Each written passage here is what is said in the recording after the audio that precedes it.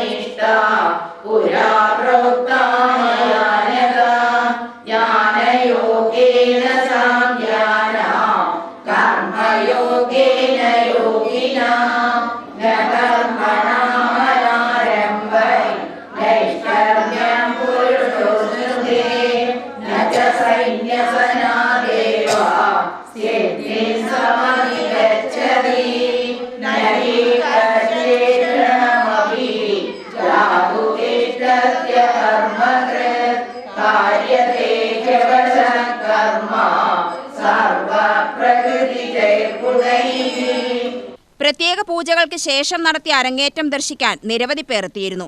അന്നദാനവും ഉണ്ടായിരുന്നു. UTV news, Palakkad.